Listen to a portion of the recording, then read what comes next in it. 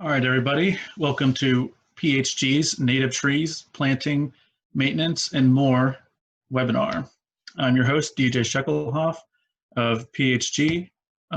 If you're unfamiliar with us, we are Patapsco Heritage Greenway, a local nonprofit organization. We're based in historic Ellicott City, and we provide both historic and environmental stewardship for the Patapsco Valley. This often takes the form of volunteer-based events such as stream cleanups, invasive plant removals, and tree plantings.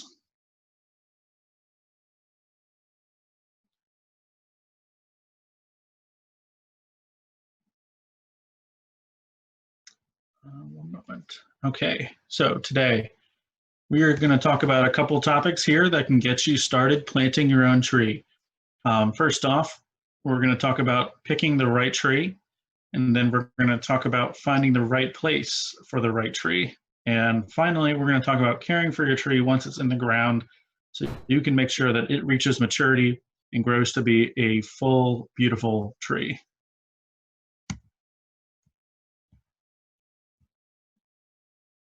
So picking a tree. A key part in this process is picking the right tree to plant. Not all trees are meant for every space.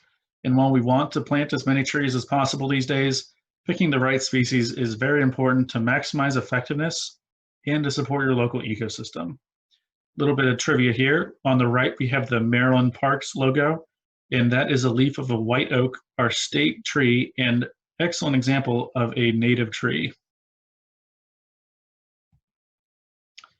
So we're going to quickly run over the concept of native plants, non-native plants, and invasive plants to put some context into picking the right species of tree for your backyard or tree planting.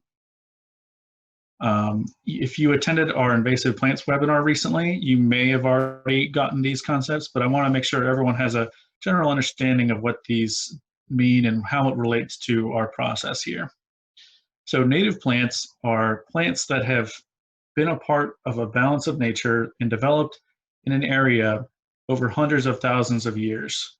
Around here, this will be trees that have, grown and evolved within the Patapsco or Maryland region for a very long time. And in doing so, they evolved interactions with, local plants and animals that benefit each other and create a local food chain and multiple processes within the ecosystem that help to balance nutrients, water, etc., to keep everything growing healthily.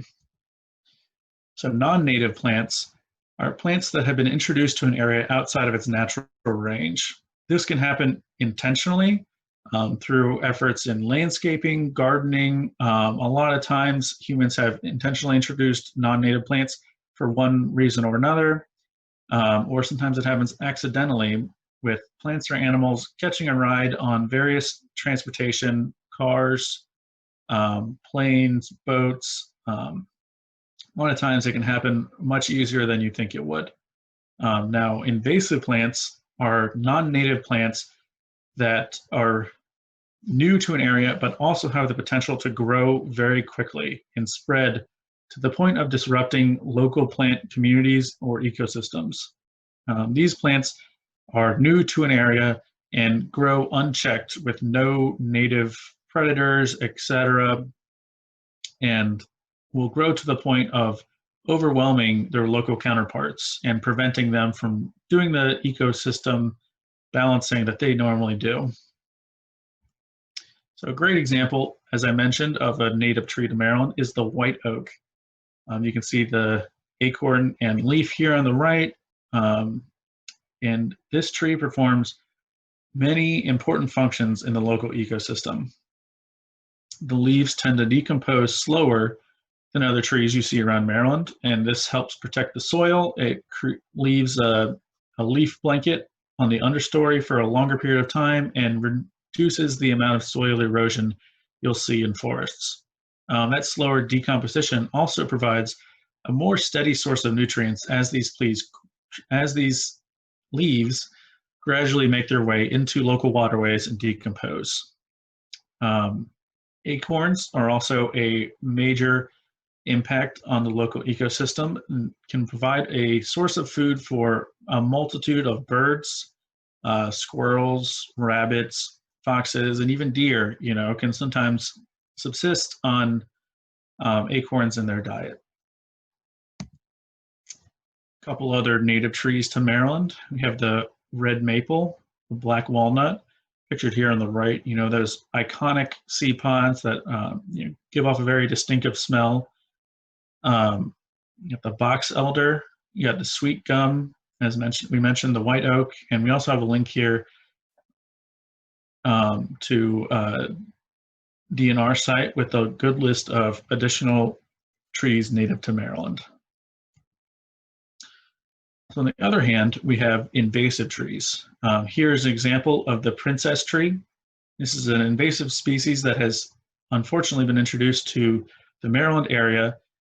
It's pretty easily identifiable. You can see the purple flowers here.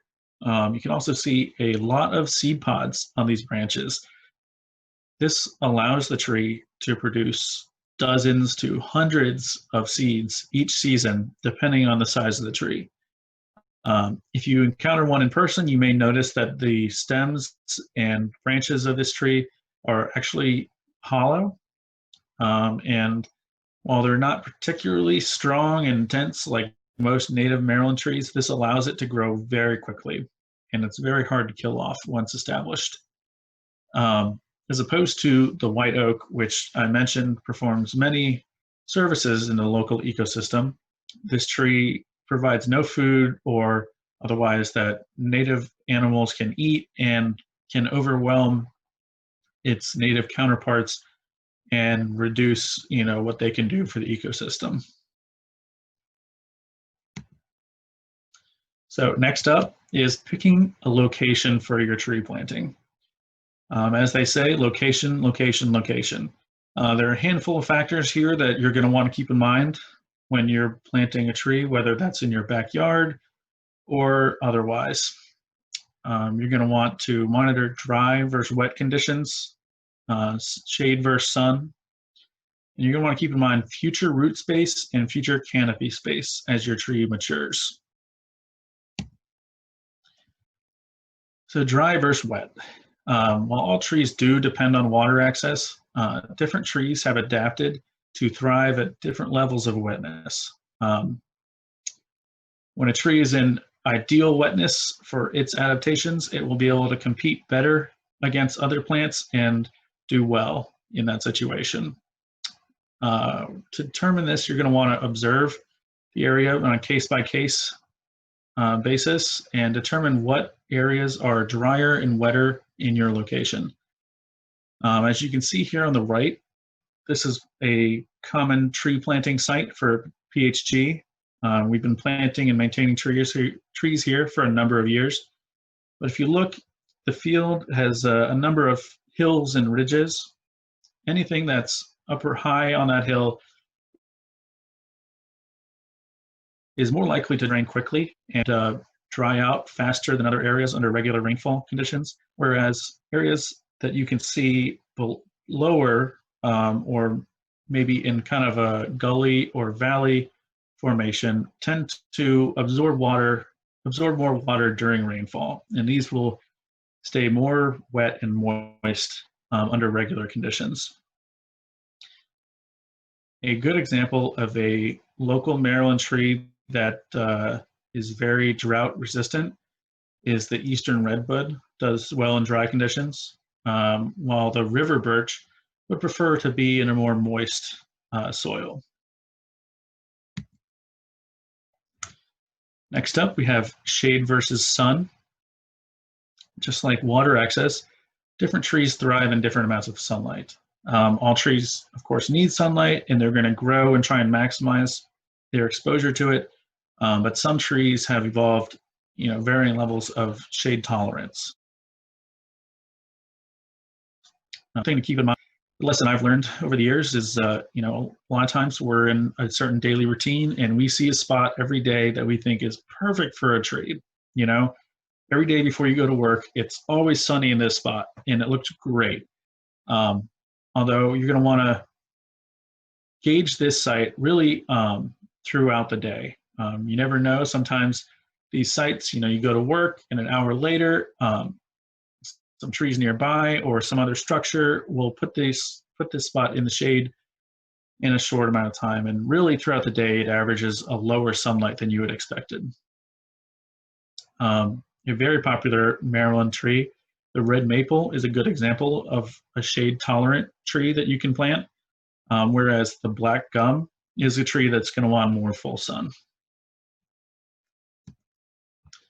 Canopy planting. This one is a little harder to visualize sometimes when you're planting a small sapling or a new tree, but for a lot of trees, it's going to be very important. Some trees you plant might be an understory or a smaller size tree, can grow 20 to 40 feet, but others can get even closer to 100 feet. And you're going to want to plan accordingly so that when your tree reaches full size, maybe that be a handful of years to even decades down the road, your tree still has ample space to thrive and not become a problem down the road. You definitely want to keep an eye out for power lines, structures, any other obstacles that could become in the way of your tree as it's growing to full size. Along the same lines, you're going to want to plan for effective root spacing. Just as a tree grows up and out as it ages, it will also expand its root system. A good example here on the right is a tree planted probably a bit too close to sidewalks and paved surfaces, and you can see the roots are very strong and have expanded and even damaged the sidewalk and concrete. But this is, both bad thing for paved surfaces and your tree itself. This can limit the effectiveness of the root system, damage the tree, reduce its structural integrity. You want your tree to have a healthy root system and not be easily blown over in a typical summer storm. So definitely avoid boxed-in areas near paved surfaces, near basements, and other structures. All right, so now that we've gone over picking the right species and picking the right place for your tree, we can go over how to get your tree in the ground. First step here is always going to be calling before you dig. Call Miss Utility. We have the Central Maryland number here listed. It's a free call, and you're going to want to call before you do any digging for your tree planting, just to make sure that there are no hazardous lines or underground lines that could possibly be disrupted by your digging. Once you've established that you have a good tree spot for your tree and it's free and clear of all underground lines, you're going to want to dig a hole that's just deep enough so the top of your root ball is about half an inch to an inch off the ground. If you needed, you can adjust the hole. Maybe if you dig a little too far down, or otherwise you can adjust it, fill in some of the dirt you've pulled out, and just make sure your tree ball lines up correctly. The hole should be about 2 times the width of your root ball, but this can vary. Next up, you're going to want to prepare to place your root ball into the hole. So you're going to use your feet or your shovel to gently kind of tap the sides of the root ball and kind of loosen up that dirt. A lot of times these trees and saplings can spend, a long time in a nursery and in a particular pot, and that soil can kind of, solidify, and your roots get stuck in that, and you're going to want to loosen those up so that they can better grow into their new space. You can also do this with the sides of your hole before you place your tree in, especially if you notice there is, a lot of dense soil or clay-like soil you're working with. You're going to want to loosen all that up so that your roots can really break through with ease. Finally, you're going to want to place the tree in the hole, grasping it by the root ball. And again, as mentioned, you're going to want the root ball to just stick up above ground level. You can kind of see it in this picture, just an inch or so, or half inch to an inch. And you can adjust that as necessary. Okay, at this point, you're going to want to throw in any moisture crystals or tabs. If you're planning on using those, we're going to go over what those look like and why would you want those later on. But this is the point in the planting process where you throw those in with the root ball. Once your tree is in, you're going to want to replace the soil and tap it down with some moderate pressure so that you can remove any air pockets that are still in there and give your tree a firm base. So now is the time to install some tree protection if you plan on using it. This can include tree fencing, tree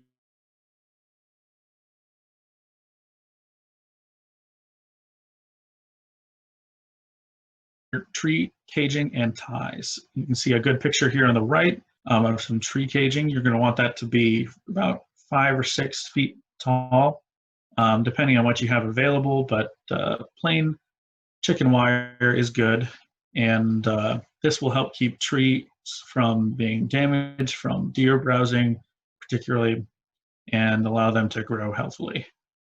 You're definitely going to want to make sure the tree has plenty of room here. This caging on the right is a little closer to the one side, but you want it to be really centered in the middle with enough room for the branches to grow outward with ease in the immediate future.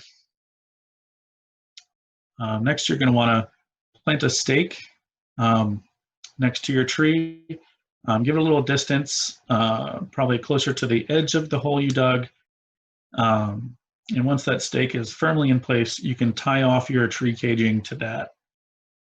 Then you can loosely connect the tree to the stake, just to make sure that it doesn't get knocked over or fall over on its own. But you're going to want to make sure that this connection is nice and loose. The tree will learn to develop rigidity from swaying in the wind as it grows. And if you very tightly secure it to your stake, it will not grow appropriately. Now, if you're not planning on using any deer protection, such as caging or a deer guard, there are a couple trees that are available that are more deer resistant than others. We have the sycamore, the sweet gum, and the American beech. There's others as well, and I'm happy to say these are all Maryland natives. So next up is mulch. Mulch can be an important factor for your young sapling, but you're going to want to be very careful to apply it correctly. Mulch applied incorrectly can cause your tree more harm than good, and can possibly even choke out your sapling before it has a chance to mature. So we got 2 examples here on the right. The example on the far right is an example of mulch applied incorrectly. This can be called the volcano method, and it's when mulch is stacked up too much around the base of the tree. This can choke out the tree and also accumulate too much moisture and grow additional mold and just become a burden for the tree. A lot of times in landscaping, you'll see this done, but trust me, it is the wrong application of mulch, and your tree will do better if you follow this guideline and do the donut method, seen here on the left, with the mulch spaced out evenly and a gap left of a couple inches around the base of your tree. That is kind of the donut hole of this method, and around it you'll see a slight raise in the mulch, but only an inch or 2. If used correctly, mulch helps retain some moisture, and it helps reduce, weed growth around the base of the tree, which allows the tree to grow and use the nutrients and water around it effectively. Next up, now you have your tree in the ground, and we can talk about maintaining your tree. Um, a lot of saplings can do very well once they're established in their new location, especially if you found a great fit of species and location, the right amount of water in the soil, etc. But trees are not always going to make it to maturity if left to their own devices. So if you really want your tree to grow to full size and do well and thrive in your new location, you're going to want to maintain it over time. So first up, we have watering options. Depending on the size, some trees will have a root system enough to survive some level of drought, but all trees require water, and you never can tell with the Maryland summer. So first we have water bags. You can see one pictured here on the right. These can vary in size, and some hold even a couple gallons of water, and they'll slowly release that water into the soil around your tree. Be very handy, especially if you can water it easily with the hose access or something else. We also have absorptive pellets or crystals. These are, as previously mentioned, thrown in when you're planting the tree, and it can help absorb the water in the soil adjacent to your tree and its roots, and just kind of keep that immediate area more moist and water friendly. Next up, you have watering by hand. This can be difficult unless the tree is, close to a ready water source. Maybe it's in your backyard and you have a hose or watering can, but definitely an option if available. Next up, we have tree caging. This includes wire fencing that we mentioned earlier. With the 4 to 6 foot of chicken wire is a good way to protect against deer grazing and deer rub. Pictured on the right, we have a tree guard. These tend to be a little smaller and a little tighter around the tree, but it's another way of protecting against deer rub and deer vegetation. And there's also tree tubes, although for our purposes, tree tubes are probably not the best fit. A lot of times you'll see these used in mass tree plantings. They can be a cost-effective way to get hundreds of trees in the ground and give some of them a fighting chance to develop. But if you're planting trees on a smaller scale, 1 to 10 trees, you're probably going to want to go ahead and invest in a different source of protection like tree fencing or tree guards. Pruning. So you're going to want to follow the 3 Ds, dead, diseased, and damaged branches. This is something to do definitely in moderation. A little bit of pruning early on in your sapling's life can help the tree focus its nutrients effectively and grow upwards and outwards in a healthy manner. But of course, over pruning can be a burden on your tree and delay growth. When you do prune, you're going to want to cut the branches at the base, either near the trunk or at the connection near the next largest branch. You want to also prune branches growing back towards the center of the tree that are not providing as much efficient sunlight. You're also going to want to monitor sprouts off the base of the trunk. Keep these to a minimum. But again, I would recommend doing this in moderation. There are additional guides and more information that we can provide on more detailed instructions for pruning, but these are the very basics. Weeding. This is a very important thing in tree maintenance and upkeep. You can see here on the right at the very base of one of our tree plantings, you can see some of the stake and the wire caging, but there's of course a couple plants growing up within our mulch. Bonus points if you can find the wolf spider hiding in this picture. But in the process of tree planting, you're going to cause a little bit of disturbance in this natural setting. By digging up the soil, placing fresh mulch, making sure the area is watered, you're going to create a good location for plant growth. But to make sure that all these conditions go towards your tree's growth, you're going to want to make sure that grasses, invasive plants, other saplings, and everything else that's trying to take advantage of this situation doesn't get a chance to take hold, and allow your root to take advantage of, or your tree to take advantage of these benefits and reach full maturity. So, benefits of trees. For a lot of people, it goes without saying, trees are great, but I want to go over a few reasons why trees are great for your yard and they're great for the planet. First off, we got shade.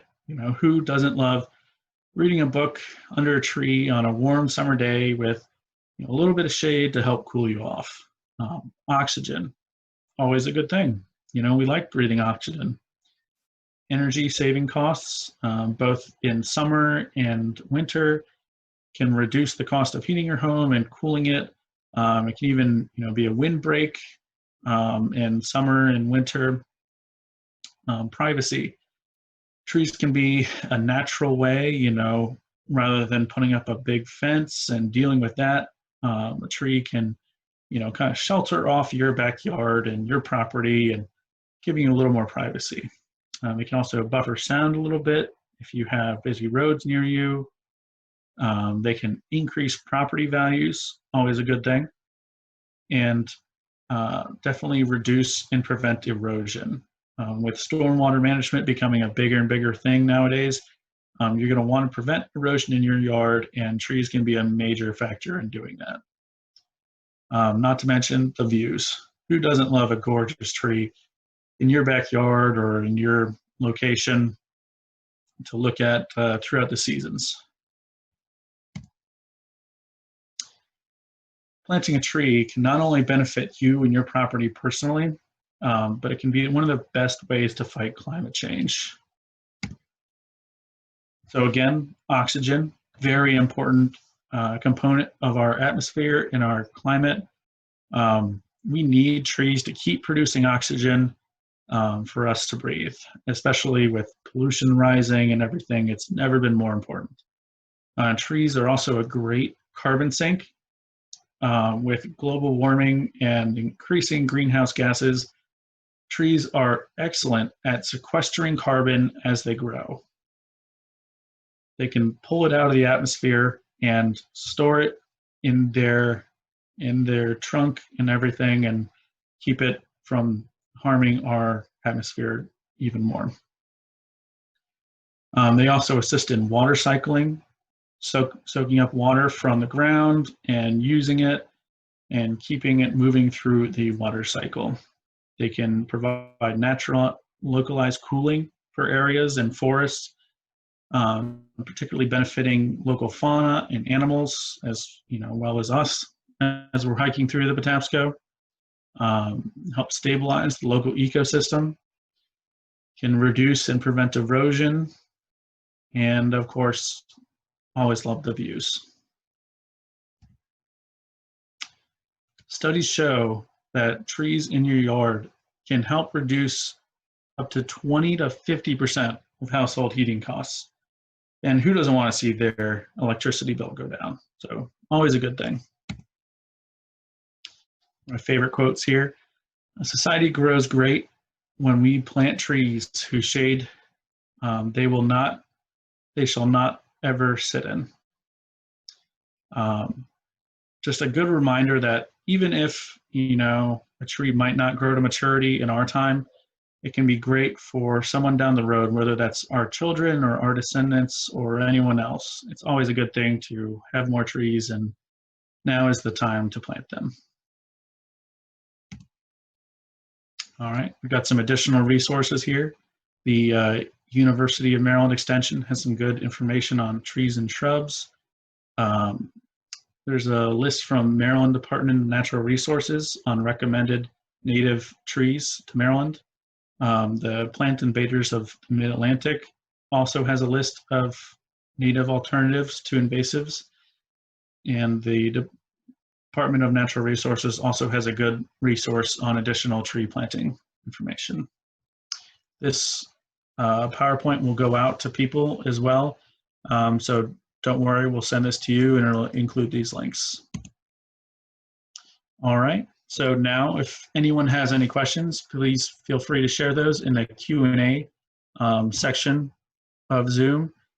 And for your trouble, I went ahead and included a picture of my two pups. This is Chase on the left and Seneca on the right.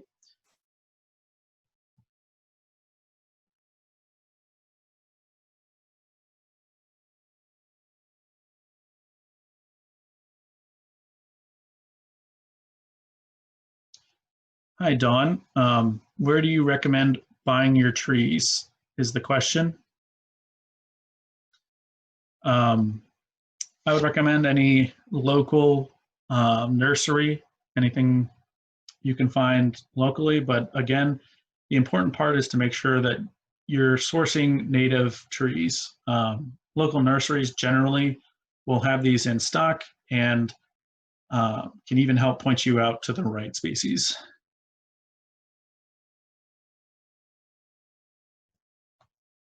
Hi, Beth.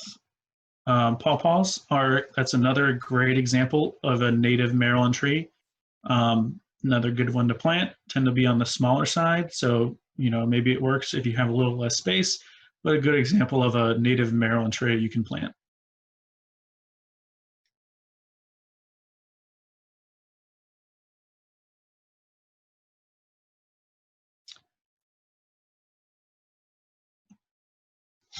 Hi, Dawn. Asking if you have any advice on small trees that are planted too close to pavement. We can provide some additional resources that might give you some more detailed instructions for that, but you're definitely going to want to make sure you take care with the root system and you don't disturb that too much. But it can definitely be a tricky process to move a tree once it's established in an area that's too small. So definitely a good thing to think of ahead of time,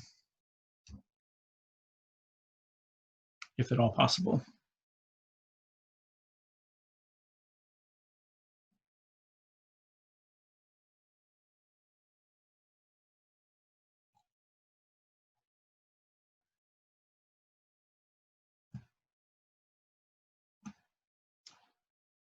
Hi, Mandy. Looking for tips on planting from a seed. Definitely start small. Maybe a small plot or something. It'll definitely take time and it's a bit trickier. The younger you start with a tree, the more susceptible it is as it goes, and the more care it will need. So yeah, start small and give it lots of attention and maintenance as it goes until it gets large enough that you can transplant it, outside and into its own space.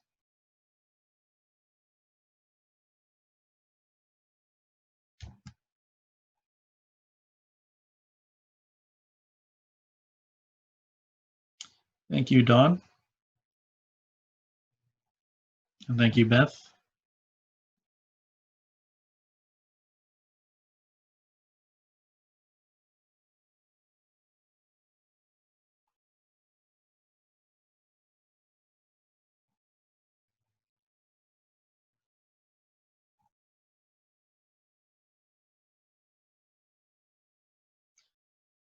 All right.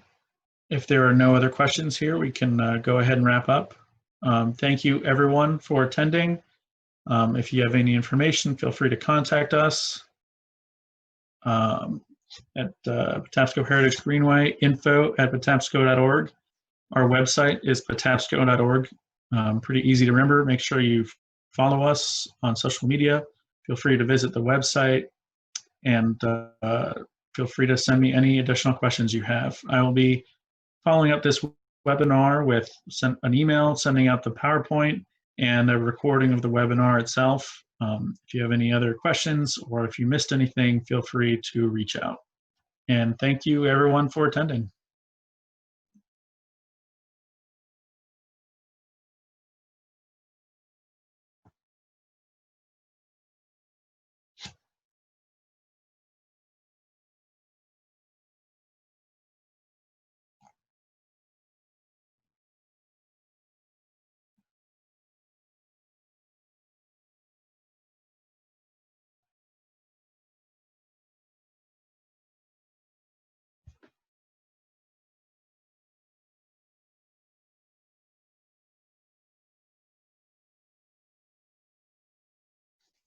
Sorry about that, Carol. I just noticed a question about the Bradford pear.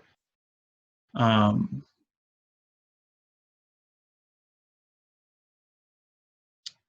I can definitely refer additional information in my follow-up email.